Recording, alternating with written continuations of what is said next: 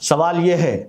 کہ ماہ رمضان میں خداوند عالم نے روزے کے ذریعے سے کس طرح دنیا والوں کو عدل و انصاف کا پیغام دیا ہے۔ اس نے انسانی زندگی کے کسی بھی شعبے کو عدل و انصاف کے بغیر نہیں چھوڑا ہے، بلکہ ہر جگہ اس نے عدل و انصاف کا پہرا بٹھا دیا ہے۔ آپ تنہا اسلام کا ایک حکم نماز کو اگر آپ دیکھنا چاہیں تو نماز ایک ایسی عبادت ہے کہ اس نے وہاں پر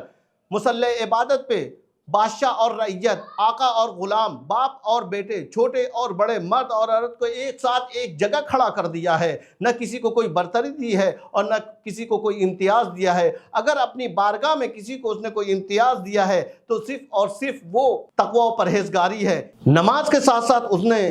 روزہ رکھا ہے، اور روزہ ایک ایسا حکم ہے کہ جس میں کسی کو کوئی استثناء نہیں ہے، نہ بادشاہ، نہ رعیت، نہ آقا، نہ غلام، نہ مرد، نہ عورت، نہ چھوٹا نہ بڑا، ہر ایک پہ اس نے روزے کو واجب کیا ہے۔ اس حکم کی شدت سے سمجھ میں آتا ہے کہ خداوند عالم نے روزے کو جو واجب کیا ہے اس میں بہت سے فلسفے خوابیدہ ہے کہ جس کو سمجھنا ہمارے اور آپ کے لیے بہت ضروری ہے۔ خداوند عالم نے روزے کو جو واجب کیا ہے اس کا بہت بڑا فلسفہ یہ ہے، انسان بھوک اور پیاس کے عالم میں خدا کی نعمتوں کی قدر کرنا سیکھ جائے، بھوک اور پیاس کے ذریعے سے غریبوں کی قدر کرنا سیکھ جائے، بھوک اور پیاس کے ذریعے سے دنیا میں جو اعمال کی توفیق ملی ہیں اس کی قدر کرنا سیکھ جائے کہ کل قیامت کے دن جب اس سے حساب کتاب لیا جائے گا، اس سے اس کے وقت اور فرصت کا سوال کیا جائے گا، تب اس کی سمجھ میں آئے گا کہ دنیا میں جو اسے فرصت ملی تھی وہ کس قدر بیش قیمت تھی۔ اگر آپ غور سے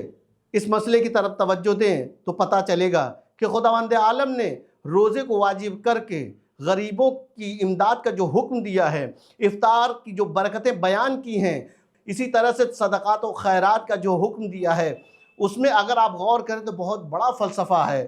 کہ انسان جب اپنے مال سے غریبوں کو کھلاتا ہے تو اسے ایک ایسا سرور ملتا ہے کہ جو وہ کسی بھی حال میں حاصل نہیں کر سکتا۔ اسی طرح سے انسان جب اپنے مال سے غریبوں کو کھلاتا ہے تو ان کے درمیان جو فاصلے ہوتے ہیں وہ ختم ہو جاتے ہیں، ان کے درمیان جو نفرتیں ہوتی ہیں وہ ختم ہو جاتی ہیں، محبتیں نفرتوں کی جگہ لے لیا کرتی ہیں، لوگوں کے درمیان محبتیں بڑھنے لگتی ہیں، قربتیں بڑھنے لگتی ہیں، اور یہی قربتیں ہوتی ہیں کہ جو انسان کو جرائم سے دور کرتی ہیں۔ آپ ملاحظہ کریں گے کہ جس سماج میں، جس کلچر میں اور غریب کا فرق زیادہ ہوتا ہے وہاں پہ جرائم بھی اتنے ہی زیادہ ہوتے ہیں۔ اسی کے مد نظر خداوند عالم نے ماہ رمضان میں روزے کو واجب کرنے کے ساتھ ساتھ صدقات و خیرات کا جو حکم دیا ہے وہ اسی لیے دیا ہے کہ انسان ایک مہینہ صدقات و خیرات کر کے پورے 11 مہینے اپنی سیفٹی لے سکتا ہے، غریبوں کا دل جیت سکتا ہے۔